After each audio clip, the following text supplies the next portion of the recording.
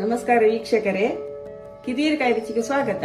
ಇಂದಿನ ಕಿದೀರ್ ಕೈ ರುಚಿಯಲ್ಲಿ ನಾನು ಮಟ್ಟುಗುಳ್ಳ, ನಮ್ಮ ಉಡುಪಿ ಸೈಡ್ ಅಲ್ಲೆಲ್ಲ ಈ ಗುಳ್ಳ ಸಿಗುತ್ತದೆ, ಬದನೆ ಅಂತ ಹೇಳ್ತೇವೆ ನಾವು. ಅದರದ್ದೇ ಒಂದು ಪಲ್ಯ ಮಾಡ್ತಾ ಇದ್ದೇನೆ. ಅದಕ್ಕೆ ಬೇಕಾಗಿರುವ ಸಾಮಗ್ರಿಗಳು: ಮಟ್ಟುಗುಳ್ಳ ಒಂದು ಅರ್ಧ ಕಿಲೋ ಇದರಲ್ಲಿ ಮಟ್ಟಿನ ಗುಳ್ಳ ತಗೊಂಡಿದ್ದೇನೆ.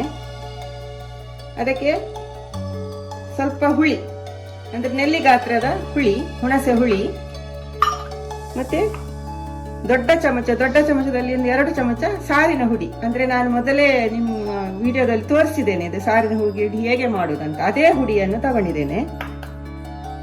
ಸ್ವಲ್ಪ ಹಸಿ ತೆಂಗಿನಕಾಯಿ ಬೇಕಾದ್ರೆ ಮಾತ್ರ, ಆಪ್ಷನಲ್ ಅದು, ಬೇಕಾದ್ರೆ ಮಾತ್ರ ಹಾಕೊಳ್ಳಿ. ರುಚಿಗೆ ತಕ್ಕಷ್ಟು ಉಪ್ಪು, ಸ್ವಲ್ಪ ತೆಂಗಿನೆಣ್ಣೆ ಒಗ್ಗರಣೆಗೆ, ಬೆಲ್ಲ ಕೂಡ ಅಷ್ಟೇ ನೀವು ನಿಮ್ಮ ರುಚಿಗೆ ತಕ್ಕಷ್ಟು. ಸಿಹಿ ಜಾಸ್ತಿ ಬೇಕಂದ್ರೆ ಸ್ವಲ್ಪ ಜಾಸ್ತಿ ಹಾಕೊಳ್ಳಿ. ಹಾಕದೇ ಇದ್ದರೂ ಕೂಡ ತೊಂದರೆ ಇಲ್ಲ.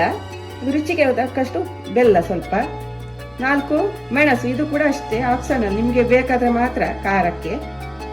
ಸ್ವಲ್ಪ ಕರಿಬೇವಿನ ಎಲೆ, ಒಗ್ಗರಣೆಗೆ ಸಾಸಿವೆ ಮತ್ತು ಉದ್ದಿನಬೇಳೆ.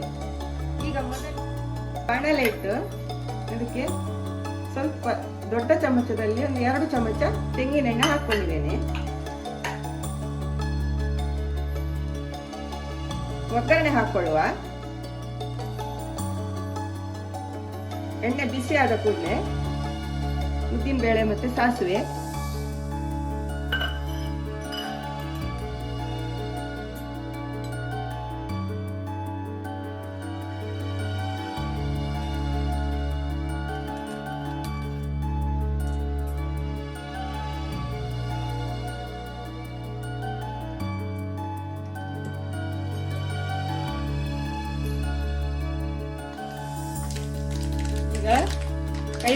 ಕರಿಬೇವಿನ ಎಲೆ ಹಾಕ್ತಾ ಇದ್ದೇನೆ.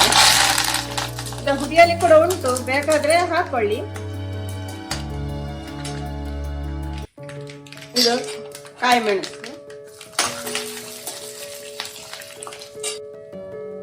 ಈಗ ನಾವು ಕಟ್ಟು ಮಾಡಿ ಹಾಗೆ ಇಡಬಾರ್ದು. ಈ ಗುಳ್ಳ ಸ್ವಲ್ಪ ಹೊತ್ತು ನೀರಲ್ಲಿ, 1 ನಿಮಿಷ ನೀರಲ್ಲಿ ನೆನೆಸಿ ಇಟ್ರೆ ಕಪ್ಪಾಗುದಿಲ್ಲ. ಆದ್ರೆ ಹಾಗೆ ನಾವು ಕಟ್ ಮಾಡಿ ಇಟ್ರೆ ಉಳ್ಳ ಕಪ್ಪಾಗಿ ಬಿಡ್ತದೆ. ಅದಕ್ಕೆ ಸ್ವಲ್ಪ ನೀರಲ್ಲಿ ಹಾಕಿಟ್ಟಿದ್ದೇನೆ. ಇದನ್ನೇ ಈಗ ಹಾಕುವ.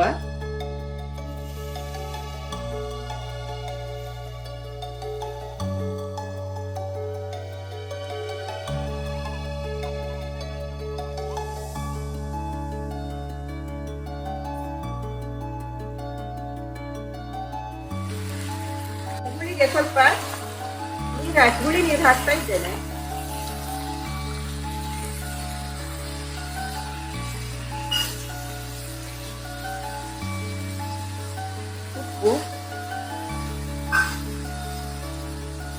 ಬೆಲ್ಲ, ನೀರು ಇಷ್ಟೇ ಸಾಕು.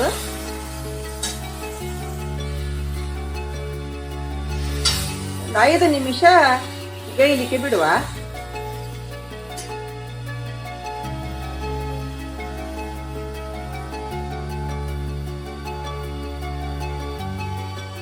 ಸ್ವಲ್ಪ ಹಳದಿ ಹಾಕೊಳ್ತೇನೆ.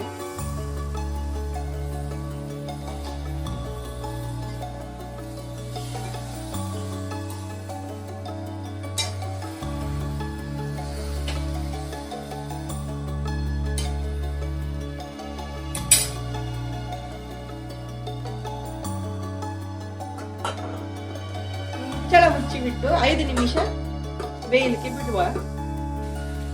ನೋಡಿ, ಒಳ್ಳೆ ನೋಡಿ, ಇಷ್ಟು ಸಾಕು. ಈಗ ಸಾರಿನ ಹುಡಿ ಹಾಕ್ತೇನೆ.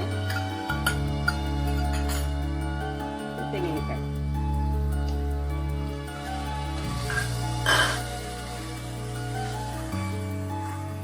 ಇದು ಹಾಕಿ 1 ನಿಮಿಷ ಗ್ಯಾಸಲ್ಲಿ ಸ್ವಲ್ಪ ಹೊತ್ತು ಬಾಡಿಸ್ಕೊಂಡ್ರೆ ಸಾಕು. ಇದಕ್ಕೆ ಮಟ್ಟಿಗುಳ್ಳದೇ ಬಾಜಿ ಅಂತ ಏನಿಲ್ಲ. ಯಾವುದೇ ಮಾರ್ಕೆಟ್ ಅಲ್ಲಿ ಸಿಗುವ ಕೆಂಪು ಗುಳ್ಳ, ಇನ್ನೊಂದು ಬದನೆ ಅಂತ ಸಿಗುತ್ತೆ ದೊಡ್ಡದು, ಅದರಲ್ಲಿ ಕೂಡ ಮಾಡ್ಬೋದು. ಈಗ ಮಟ್ಟಿನ ಗುಳ್ಳ ಈ ಟೈಮಲ್ಲಿ ನಮ್ಗೆ ನವೆಂಬರ್ ಡಿಸೆಂಬರ್ ತನಕ ನಮ್ಗೆ ಮಟ್ಟಿನ ಗುಳ್ಳ ಹೇರಳವಾಗಿ ಸಿಗ್ತದೆ, ಎಲ್ಲ ಮಾರ್ಕೆಟ್ ಅಲ್ಲಿ ಸಿಗುತ್ತೆ. ಹಾಗಾಗಿ ಮಾಡಿ. ಬೇರೆ ಟೈಮಲ್ಲಿ ಕೂಡ ಬೇರೆ ಬದನೆ ಕೂಡ ಆಗ್ತದೆ. ಮಾರ್ಕೆಟ್ ಅಲ್ಲಿ ಸಿಗುವ ಯಾವುದೇ ಬದನೆ ಕೂಡ ಈ ತರ ಬಾಜಿ ಮಾಡ್ಕೊಳ್ಬಹುದು.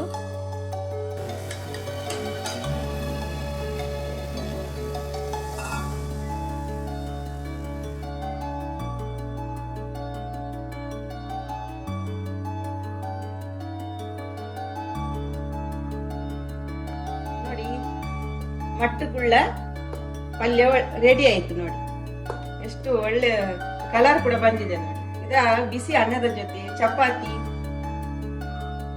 ಗುಳ್ಕ ಯಾವುದು ಮಾಡಿ ಕೂಡ ಇದರಲ್ಲಿ ಒಳ್ಳೆ ಕಾಂಬಿನೇಷನ್ ಒಳ್ಳೆದಾಗುತ್ತೆ. ಈ ರೀತಿಯೇ ಪಲ್ಯ ಮಾಡಿ ಹೇಗೆ ಆಗಿದೆ ಅಂತ ಕಮೆಂಟ್ ಮೂಲಕ ತಿಳಿಸುವುದನ್ನು ಮರೆಯಬೇಡಿ.